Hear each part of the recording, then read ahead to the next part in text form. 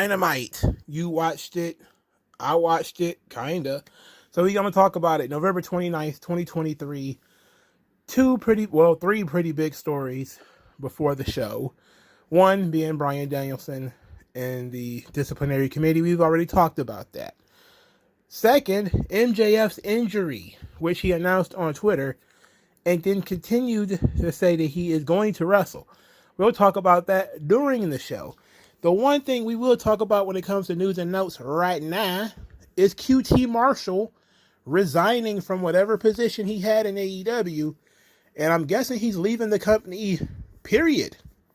Now, normally I would just, throw confetti in the air because somebody who sucks as bad as QT Marshall is gone. But the reason why QT Marshall is gone is also very interesting. So let's get into that story. So, QT Marshall posted on Twitter his letter of resignation. Thank you, AEW. Thank you, Tony Khan. I've had the privilege of being here since day one, and I've written over 750 formats for AEW, and always with pride.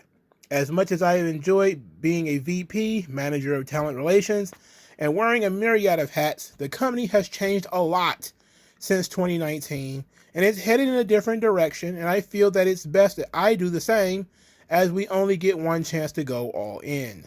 I have officially resigned from AEW, and will have fulfilled all my obligations by the end of 2023. Thank you to everyone from the front office to the production truck to some of the hardest working talent in this sport. Most importantly, thank you to those who booed, cheered, and took part in this season of my life. All right. So a lot of people from Cody to Ricky Starks to other people that he's trained came out and wished him well.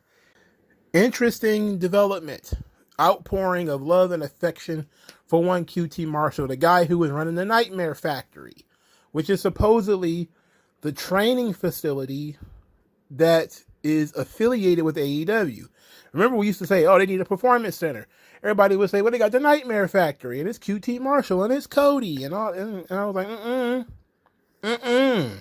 And now we're hearing that Jade Cargill, who was, I guess you could say, she was mostly trained at the Nightmare Factory, if I remember correctly.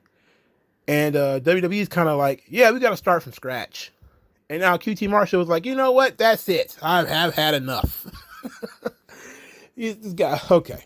So, outpouring of love and affection for QT Marshall, but he's leaving AEW, and he mentioned that the company was going in a different direction. So Dave Meltzer and Bryan Alvarez decided they were going to explain this to everybody, and immediately turned QT Marshall heel towards the AEW audience. So this is from Wrestle Purists. It is a summary of what Meltzer and Alvarez are talking about.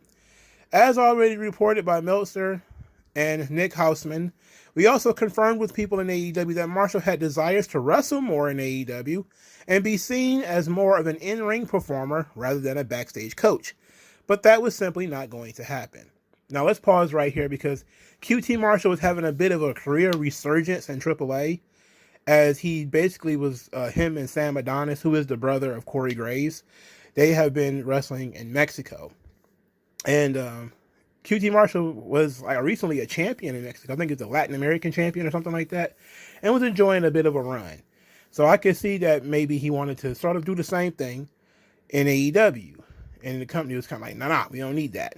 Which is smart. Tony Khan made a smart decision to not feature QT Marshall bum ass on their wrestling show. So I could see this being a fact. However, continue with the article.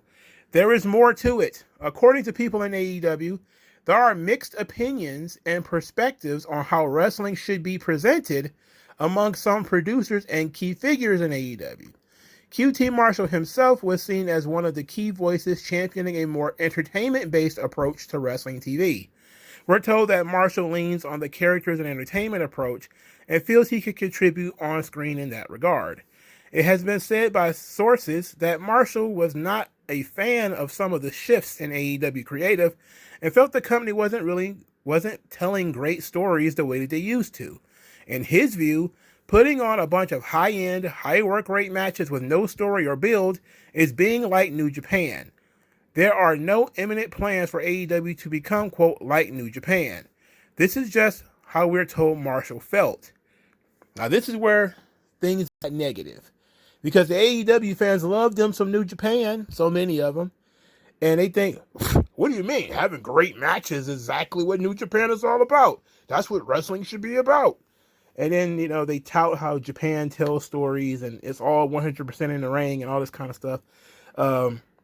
Stan Hansen in his book talks about, the difference between American storytelling, which involves a lot of promos and angles, and Japanese storytelling, which a lot of it is, 100% in the ring. What's going on in the match, yada, yada, yada. And he had said it's actually harder to get over that way because the fans don't care so much about promos and characters and angles as much as they care more about what you do in the ring. So that seems to be what QT Marshall is saying or alluded to, or what people are saying he said, If this is the case, then I don't blame him. Look, the QTV stuff was absolute cancer. And we're about to talk about that in a second. That was awful. Nobody wants to see that crap. But also, this new format that they tried on this show, which is like match after match after match after match. Oh, brutal. Let's continue back to the article. In the early days of AEW Collision, QT Marshall made some appearances on the show in QTV segments. However, QTV's time on Collision did not last long, and according to people in AEW, CM Punk didn't want Marshall to be a part of the Collision and didn't see QTV as a productive part of Powerhouse's Hobbs' presentation. Tony Khan took the blame, or the fall, for the removal of QTV segments, which ultimately damaged Khan's relationship with Marshall. The relationship was fractured, and Marshall felt that there was a lack of transparency in terms of the reasons why QTV segments were removed from Collision. He was of the belief that CM Punk removed him from the show and didn't believe Tony Khan when he took the fall. So, Tony Khan let CM Punk run amok, and CM Punk was making decisions, and he made the decision to take this garbage off of Collision. And this is not just, see, you're a fan of CM Punk all of a sudden. No, it's objectively, it was trash. And it did not make Powerhouse Lives look good. It made him look like an idiot. And the comedy segments were not funny. And they were a waste of time and talent. Guys like Johnny Morrison, Johnny Nitro, what they call him, Johnny Rampage, or whatever they call him now, Johnny Superstar. It almost ruined his run. Like, if it wasn't for the Super Soakers or whatever they were doing in WWE, it would be some of the worst stuff he's ever done. The QTV segments were awful. Yes, they were absolutely worth taking off the air. This doesn't mean turn your show into every match is 15 minutes. This dry humping session that they're doing here. I hate that. But there's got to be like a sweet middle spot where we can have fun stuff and also have kick-ass matches too. You don't have to go full bore in either direction. But QT Marshall sucks. It seems like a lot of his ideas sucked. A lot of the things that he's been a part of in this company being AEW, sucks. I haven't seen anybody that was trained by him that I was particularly impressed by. I don't see the value in QT Marshall at all. Period. So this is addition by subtraction. He's decided he's going to leave. Great. Arrivederci. He sucks. Now, I've seen a lot of people say, well, he's just going to end up a coach in NXT. And that's the one thing that I'm very scared of, because wrestling business is highly political. And I could definitely see Cody looking at this and saying, this is a chance to get one of my guys in NXT, or get, a little something for the Nightmare Factory, where, maybe Nightmare Factory students can get, a crack at NXT, similar to like how Booker T students kind of, not all of them, of course, because there's been some reality of wrestling students who have been hired and fired pretty quickly out of WWE. But who knows? It might be an opportunity there. And I don't like that idea. I'm not thrilled with that, because I haven't seen much out of the Nightmare Factory that makes me want to see more of those students. But other than that, QT Marshall being gone from AEW is absolutely an addition by subtraction. But the fan base hates him because now they're like, he's dissing New Japan. He's dissing the storytelling of New Japan. It's like, yeah, it doesn't. You're in the United States. You do realize that, right? The United States and Japan are two different countries. What works in Japan, you can do it in Japan. What works here is completely different. That's why, American manga isn't really catching on. You feel me? Because everybody's kind of like, yeah, it looks like manga, but it ain't. So, it's nice. It's like the little packaged ramen noodles. The dry stuffs. It's like it looks like the stuff they eat in Japan, but it's not. It's just it just looks like the same and it's called the same thing. Like, if you was to try to do a New Japan style in the United States, that company would die. Or it'd just be Ring of Honor, which is essentially what it was in the first place. But I can't say that I dislike the ideas of QT Marshall if he wants to be more entertainment focused. I really just kind of question what he viewed as entertaining. And I certainly agree that he shouldn't be on TV. I just don't think that he brings anything of worth to the television program. All right, so just for kind of shits and giggles, I decided to look and see how many people are from the Nightmare Factory that are currently on television, just to make myself feel better by saying I'm not impressed and I don't care about anybody who's from the Nightmare Factory. Because somebody's going to come in the comment section and be like, but so-and-so you gave some credit to. And I'm like, okay, that person. And right off the jump, Julia Hart, which is a person I'm going to give a lot of credit to later. I like Julia Hart. So, okay, Julia Hart. Who else we got? Ashley D'Amboise. I've seen her before. Charlotte Renegade. I'm guessing they mean her sister too. Robin Renegade. I don't see anybody else.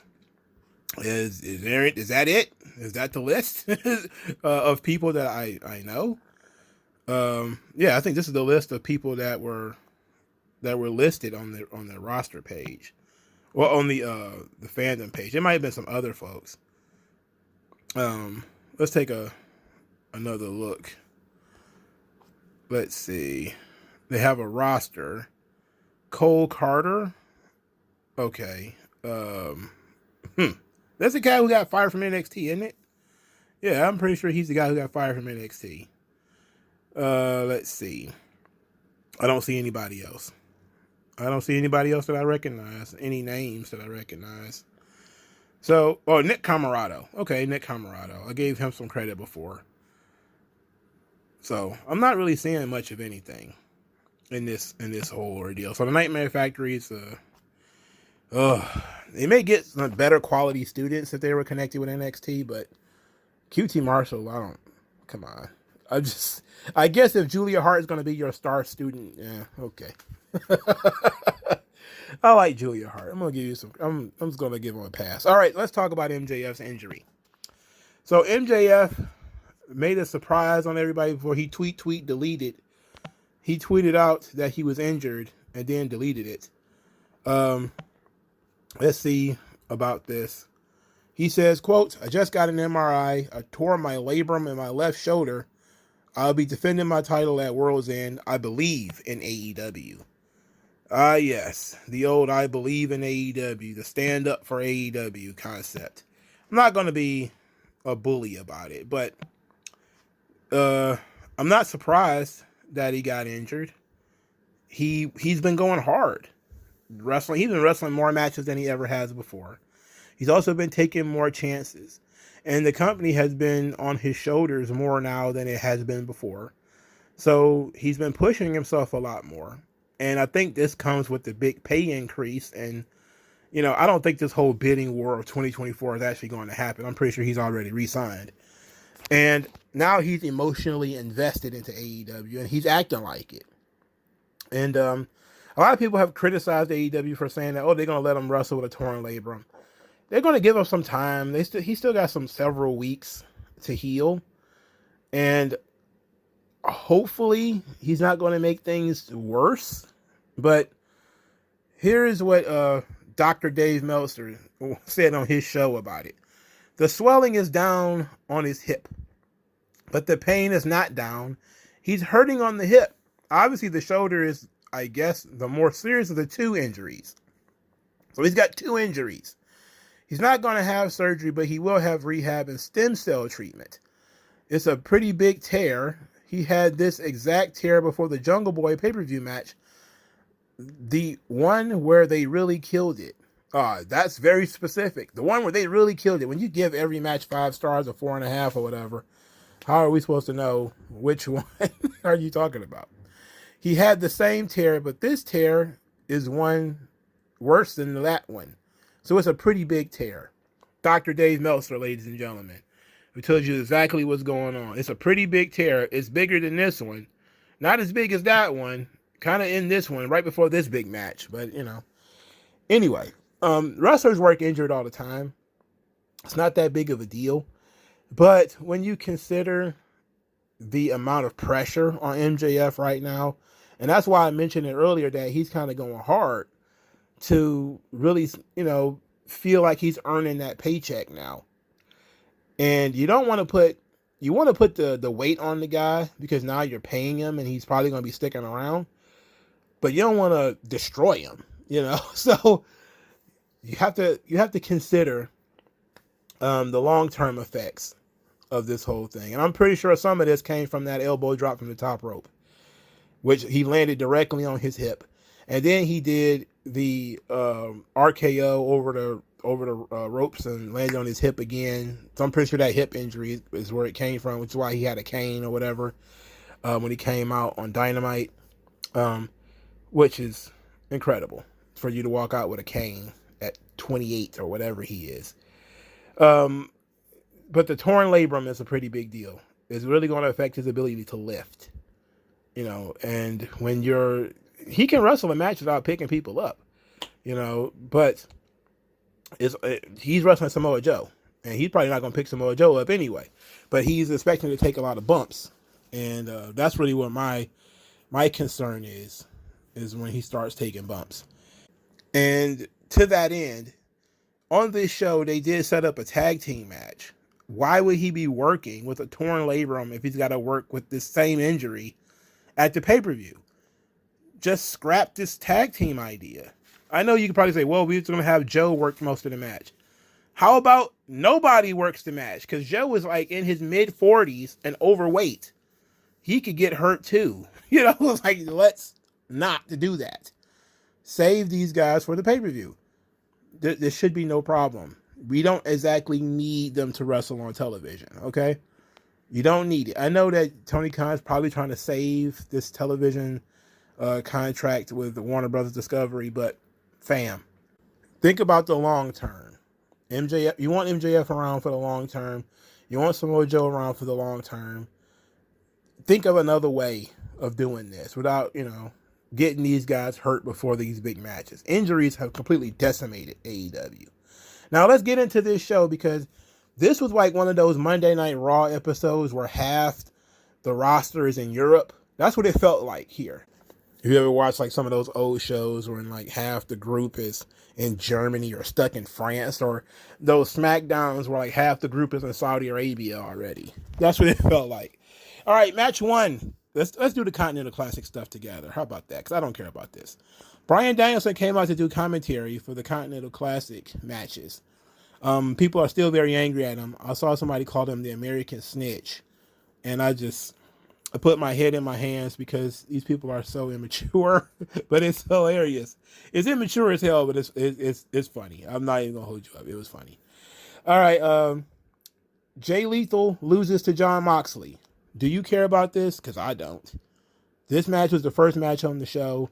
Of course, Moxley's going to beat Jay Lethal. When the last time Jay Lethal won a singles match? All right, next. Mark Briscoe was defeated by Rush. This match actually was not bad. It was physical as fuck. They were dedicated to whooping each other's asses. I mean, the chops they laid in was actually very heavy. And I like Rush's style. Rush, despite not being like the biggest guy on earth, is incredibly physical.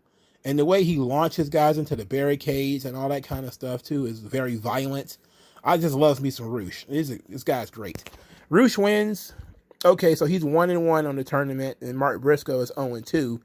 I don't I don't know how this is going to go for Mark Briscoe, because it's going to put him in a position where he's probably not going to win a lot of matches. You know, when you look at the bracket, he's probably going to win like 2 of these matches. And that'd probably be it. And they're probably going to be both surprise roll-ups or something like that. I don't know. Poor Mark Briscoe. Guy's talented, but he's never been like the guy, you know. The main event of the evening was Jay White versus Swerve Strickland, and Swerve Strickland won the match with a counter roll-up. This match was fun, too. Didn't dislike it. Heel versus heel in the main event spot. Okay. Strickland, he's really pushing to be a champion in AEW. I guess he figured if he keeps saying it, it'll eventually happen. So I wouldn't doubt that, if we're being honest. But the match was fun. They told a story where basically Swerve stole it. And that was fine. You know, they're going to have these heel versus heel matches. That's the thing about this tournament. All right, another thing in the tournament is that Eddie Kingston actually lost on Collision. I don't know if you guys noticed or not, but I didn't do a Collision review. And I'm pretty sure you don't care, because I don't care either. But Eddie Kingston lost to Brody King. He did, which made me laugh, because he put all his belts on the line. And you could tell that they're telling a story with Eddie Kingston, right? So they played a promo from that night on this show. And he says he knew the tournament would be tough, and maybe he came in a little too cocky. He came in like he deserved to win. He said he needs to be a little bit more humble, because now he's got Bryan next, and he's going to be behind the 8 ball. So Bryan Danielson is on commentary, says that he's coming in on fire. He will not be humble, and he's coming in to be the Triple Crown champion. So they gave Danielson a bye week, and now he's going to wrestle Eddie Kingston on Collision. I actually am interested in that match, but I'm not interested in that show, you know. And I'm only interested in that match because I could tell that Eddie Kingston is probably going to be the guy that wins this tournament. I still am just saying Eddie Kingston's going to win the tournament. But I like Eddie Kingston's promo. The visual of him being splayed out on the floor like a fat drunk, like, I gotta do better. My cardio is not up to par. And he's just laying there, and I'm just like, man, this does not look like one of the best fighters in the world. This looked like one of those guys that Homer Simpson was boxing. That's what this guy looks like. You know, like he carries his entire life on a stick with a handkerchief. Like, and this guy's like, I put 2 championships in the pot. I thought I was going to be the man in this tournament. Like, no, what are you talking about, man? What are you talking about? You're the Brooklyn Brawler and the new... I like Eddie Kingston, man. Come on. I like Eddie Kingston, but come on, brother. So we got a absolutely hilarious Sting and Ric Flair promo. So they're backstage talking about Sting's last match is going to be in Greensboro. So they talked about Clash of the Champions. So Sting, of course, thanked Ric Flair and Tony Schiavone for remembering Clash of the Champions. Thanked Ric Flair for being there for him, giving him the opportunity, blah, blah, blah, blah, blah. And then Ric Flair goes off, woo! He made himself. He did it all by himself. And I'm just like, Flair, 45 minutes. Commercial free. I'm like, Flair, we didn't rehearse it. Didn't talk about it. We did it like men tend to do. I'm like, Flair, where's the point in this? Woo! I just say, Rick, brother, I'm 74 years old. I'm like, Flair, I get it. Okay? Let's wrap this up. I'm not, it was rambly. He's an older guy. As soon as you say, Flair, go, he's in character, right? Woo! Styling and profiling. I'm like, okay. He's just, at least it wasn't, I thought he was going to forget where he was or something like that. And people act like it was like the worst thing of all time. It was a rambly promo from a guy who probably could have been given some bullet points or even a script and just said, say this, and then that's it. You know, he is 74 years old. He's not mentally as nimble as he used to be. I doubt anybody is at 74, 75 years old. Come on, man, cut him some slack. I love Nature Boy. I love Nate. I'm gonna start making fun of him though, especially if he keeps walking around like an old pimp. Like you see that suit that he was wearing? It looked like it was made of aluminum foil. Who's dressing Ric Flair? Superfly? Anyway, Timeless Tony Storm was backstage and she was laying out on the couch. I don't know why she's always fainting and tired now. Like that's a part of her gimmick. And now she's saying how she partied well into the night. She partied with the Kennedys and now she's a little dehydrated. And then she asked RJCD to remove her shoes because she was feeling swollen. And all the feet merchants out there started wooing and hooting and hollering when they took her shoes off.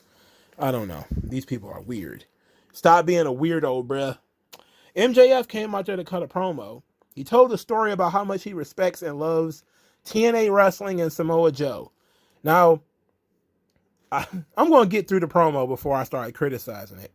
But he started saying how he was a kid. He got a poster in the mail and they told him about TNA Wrestling. So he watched TNA and Samoa Joe was a cut above the rest. He was, just watching him, you knew he was the baddest man on the planet Earth.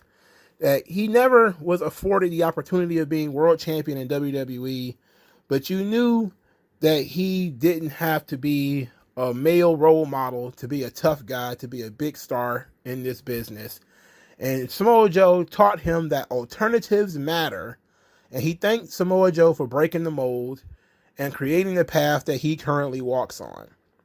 Then he says that he built AEW brick by brick from day one by beating such, various luminaries like CM Punk and Chris Jericho. And the one match he always felt lucky to have won was the match against Samoa Joe. Then he says that World's End is going to be about his legacy. And it's not about the size of the dog, it's about the size of fighting the dog. And at World's End, he's going to have to get put down in order to lose the championship. Now, before we move to the next part of this thing, MJF trying to be like, I never knew a fat guy could be world champion until I saw Samoa Joe. I never thought a fat guy could be cool until I saw Samoa Joe. I'm just looking at that like, I know he's young. And look, heavens to Betsy, I know he's a young guy. I really do. But if this is a guy who is a fan of Roddy Piper, then he's clearly seeing like Yokozuna. He's clearly seeing like Vader. Like he's seen Bam Bam Bigelow. Like we've seen fat guys before be top guys. Why Samoa Joe? This was in 2005, 2006. I get it. He's young. Maybe he's saying strictly from, watching television, there weren't that many fat guys at the top of WWE. Which is true. I think Umaga might have been the only one. And Mark Henry, but he was mostly a job guy. And same thing with Viscera, Big Daddy V. He wasn't treated like a big star. But, I don't know, I'm just sitting here like, we're giving Samoa Joe a lot of credit. We're putting him over very strongly. Which, it's good because we want to do that. So next, there's a TV glitch. And then MJF is attacked by some goons. And he's going to get hit with a pipe or a bat or something. And Samoa Joe ends up saving him. So then the TV cuts out again. And then a typewriter script pops up on television challenging MJF and Samoa Joe to a tag team match. To which MJF said he's going to unmask all of these cowards. And he accepts the match, even though Samoa Joe didn't seem like he was thrilled about it. So they set up a tag team match for next week. It's an unknown tag team match where they won't know who their opponents are going to be. So this is going to be basically aces and eights, where they're going to beat these guys up and snatch their masks off. And it's probably going to be two underneath guys. And are these going to be guys who are clues to who the big boss is? And I know a lot of people are starting to not care about that storyline, about who's the devil. And it wasn't, I thought, I was starting to say, and I was really just started talking out of my ass about this, but I started saying like, it's probably going to be Sammy Guevara. But Sammy Guevara just had a baby, so it probably won't be him. I wouldn't be surprised if it is, because it tells me that Tony Khan has decided to go full all the way in with these pillars, quote unquote. And the only one that you can probably have any hope of getting over at this point is Sammy Guevara in terms of being a contender against MJF, because Jack Perry, you can forget it. And Darby Allin is doing his thing with Sting. But just saying. Moving on, Wardlow defeated AR Fox with a last ride powerbomb. It looked good. I don't know why Wardlow felt the need to do the swanton in this match. And also, what was up with Wardlow's hair? Why was it busting in the front?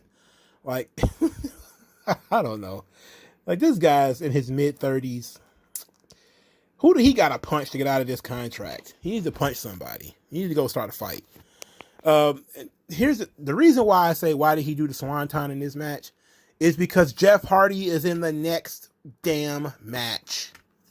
You stole Jeff Hardy's finisher. I feel like I want to do the Marky D 1-2-3. You stole my swanton bomb finisher maneuver, man. Anyway, the Hardy Boys and Isaiah Cassidy lost to Top Flight and Action Andretti. Okay, whatever. I forgot the Hardys even worked here. I legit keep forgetting the Hardys even worked there. After the match, Top Flight and Action Andretti were challenged by Penta El Zero Miedo, government name Pentagon Jr., Commander, and El Hijo del Vikingo. Okay. Sure, that ought to rip, I guess, if you want to watch that kind of thing. Julia Hart defeated the human potato, Emi Sakura. Emi Sakura, her rule was that there was no submissions. So she couldn't win the match by submission. So she won the match with a moonsault. And it wasn't a terrible moonsault, but Emi Sakura, despite she's been in the business for such a long time, was not in position. So she had to roll to catch Julia Hart so she wouldn't eat all of that ring. So how about that? Julia Hart has the greatest theme music in wrestling, by the way. It fits her entire atmosphere very, very well. I love everything about Julia Hart. She's very good. She doesn't oversell anything either. And sometimes she'll sell things by having a deadpan look on her face. Like when she hit the ring steps, she didn't go, She just kind of boom, and just kind of was stunned a little bit. And it's actually unique. She's a small girl, so she probably should sell it a lot more. But when you take into account her character is kind of like a witch or some shit, then you could be like, okay, maybe she has a different pain tolerance than everybody else. But Emi Sakura, she sucks. Why is she on TV so much? This is the female version of QT Marshall. While we have to deal with old potato lady, Britt Baker is complaining online about not getting live promo time, which she should, because the division was built around her for a long time. And I know a lot of these indie wrestlers and their fan base, they have this, well, it's your turn mindset, which doesn't do well for wrestling on television. People get invested in characters and stuff. They want to see you. It's not hey, pass the baton to the next person so it could be your turn. It doesn't work that way. Nobody cares if it's, certain other people care too much about Britt Baker. Yes, you want to spread the spotlight a little bit more, but you put all this effort into making Britt Baker somewhat of a big deal. She should be featured on the show in some capacity. Her not being on the show is actually harming the show. Do you think that people would rather watch Britt Baker cut a promo and feud with somebody, or would they rather watch Emi Sakura fumble around the ring with her 30 years of experience or whatever, wrestling on mats and quote-unquote dojos will look like kindergarten classrooms? Get out of here with that bullshit. All right, this is where you have to separate the people who have mark mindsets from the people who have business mindsets. Britt Baker is your cornerstone for the women's division of AEW. Yes, she was overpushed, but that was a long time ago. Now she needs to be getting reintegrated back into the company. Toni Storm could use her as an opponent. So could Julia Hart. She should be on the show. And she's on Twitter complaining about the lack of promo time. She tweeted out, quote, tonight's AEW Dynamite, MJF live promo time, 7 minutes. Christian Cage live promo time, 10 minutes. All of 2023, Britt Baker live promo time, 0 minutes. Now look, one of the strongest elements of AEW, what was this, maybe 2 years ago, a year or two, was Britt Baker cutting promos and doing good stuff in the women's division. And she was pretty much one of the only ones. Like, I get that you don't want to make the division all about her. You don't want to turn her into the Charlotte Flair of the women's division. At the same time, I feel like Scott Hall right now, where he says, he told Sting, I'm not saying rip off Taker, but rip off Taker. I'm saying that kind of right now. Like, I'm not saying make Britt Baker your Charlotte Flair of your division, but she probably should be. In terms of the ability to communicate, she's the best. She's still the best promo in the division. So she should be involved. Even if she's just doing a personal angle with somebody else, she should be involved. This women's division is a tragedy. I mean, it sucks hard way. It's no good. Look, Toni Storm is really good. She's got a great character. And she's doing some interesting things that we'll talk about in a second. But she can't do it alone. Julia Hart is really good. She's doing some good stuff in the TBS division. But it's just a bunch of goddamn matches. And it's matches against people nobody cares about. How about you create things that people care about? One thing that I will say is, if you want WWE, despite the fact that, you know, I do question the whole Zoe Stark stuff, and there's a lot of people I'm like, why are we pushing them? They don't get rid of the mainstays completely. Becky Lynch still floats around. Charlotte still floats around. They still do things with other people. They find other ways to get them mixed in and to keep them mixed in so that people will say, hey, they care about Becky Lynch. They don't really care about Zoe Stark. We'll keep Zoe Stark here, but we're going to make sure that they get some Becky Lynch too. Why can't AEW do the same thing? You want to push Julia Hart? Okay, fine. But make sure Thunder Rosa is still involved in the program. Still make sure that the people, or specifically the women that people care about, are still involved in the program. That's why I said earlier, it feels like half the team is on the other side of the world. Like, clearly, this girl is saying, I'm willing to go to work, even though her lumberjack boyfriend is like, you know, tore up from the flow up, as they used to say. She's willing to continue to come out there and do something. It's just nothing for her to do. So, I don't know. I'm pretty sure that, you know, Tony Khan responds quite well to criticism. So I'm pretty sure she probably will cut a promo next week or something like that. But yeah, this Emi Sakura thing is really bothering me because she's on TV way too much. She's on TV way too much. She sucks so bad. All right, Mariah May was flirting with RJ City, which is, come on. Everybody, RJ City calls himself an auntie. Why are we doing this? Anyway, Mariah May went to go talk to Tony Khan about something. Who cares? The big main event of the evening, however, was Christian Cage and Edge's in-ring segment. This fucking ruled.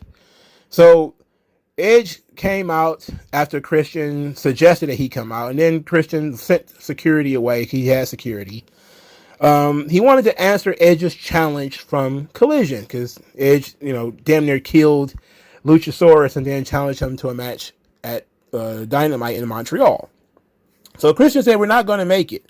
Then he said he was sorry, and that, you know, Edge took out Nick Wayne and Killswitch, and he called him Luchasaurus, and the crowd chanted, you fucked up at him. Then he says that he was so mad, he had gotten in his car, he drove. And when he drove, he went on a road trip of reflection and soul searching.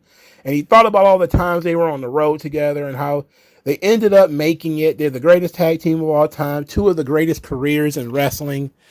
And Edge grew up with no father, which got a lot of oohs and, you know, the ears perked up. And he said, like, my father was your father. You know, I'm your brother. We're family. I love you. And then he says, when your mom died, she wanted us to be a tag team. He said, like, just let's do it one more time for Julie. You and me, one more time for Julie. And the crowd is, for Julie, Julie. And Edge, you know, he lets it sink in a little bit. He was raging at first. And then he starts to think about it. And as he's thinking about it, he's got his head down, and Christian comes running at him with the TNT title in the air like it was a steak knife, and then Edge kicked him in the balls.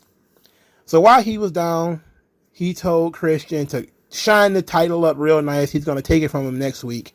And then he says, oh, by the way, go fuck yourself. Huge pop for that. Hilarious because they muted the thing for 8 seconds, way after he said fuck. So they were late. They were very late on muting it. And then, so they basically muted the crowd reaction to it. I love this segment, though. This segment was very good. You know, Christian trying to be manipulative, trying to get Edge to, you know, I'm going to give you what you want, and we're going to be tag team partners again. And Edge was like, kind of almost bit on it, but Christian couldn't wait. And that's the one thing that I don't like about AEW storytelling is they move too fast. Why not give Edge some time to think about it? You got Collision this week. All you had to do was say, you know, Christian says, look, you don't got to answer right now. Answer me on Collision. By the end of Collision, let me know whether you want to still have this match or if you want to make it a tag team match and it's me and you against, you know, any 2 other guys. And then you just Edge lets Christian walk out. And then at Collision, you have Edge talk about it, think about it, work it out in his head. Then maybe Christian tries to attack him from behind. And, you know, then Edge is like, okay, now I have to fight you. Why do we have to do it all at one time? Why can't he say, just think about it, man? And then Edge, being the good guy, is going to say, look, he pulled the mom card, he pulled the history. Maybe isolating him was good enough. Maybe I don't have to kick his ass. And give him the benefit of the doubt. Because, you know, you're the babyface. He's not going to beat you up. Just give him the benefit of the doubt. And then have him attack Edge and still do the same element of go fuck yourself and everything. Except for you probably should mute it at the right time. They did it all too fast. So now what are they going to do on Collision? Cut promos about the match that they've already booked? Instead of having people be interested in watching Collision because you want to see what Edge's answer is going to be. Even if you say, well, I already know he's going to accept it, or I already know he's going to make the match happen anyway, you could have brought back Nick Wayne and Killswitch by that time. And then, you know, maybe Christian says, we'll fight them, you and me versus those 2. And then they jump Edge, you know, whatever. But the idea is they want to have Christian isolated so him and Edge would be one-on-one. But I liked it. I thought it was good. You know, especially the whole go fuck yourself coming full circle. I don't understand why they didn't save this for pay-per-view. Like, this is a pay-per-view match. I get that you want to do it in Canada because you're in Canada and these 2 guys are Canadian. But think about your pay-per-view numbers, my guy. This is a huge match that people would have paid to see. I guess the ticket sales must be kind of slow up there in Montreal. Yeah, that's the only reason I would go ahead and do it now. All right, so that was it. The MJF segment was pretty good. Edge and Christian was pretty good. The Mark Briscoe and Roosh, good. And so it was mostly a decent show, but it was painfully dry. A painfully dry Dynamite. And it seemed like the new format for the show was just going to be, yes, come get buried in this tournament. And I'm kind of like, I have no interest in that tournament. So, but let me know what you guys think. And I'll talk to you guys later.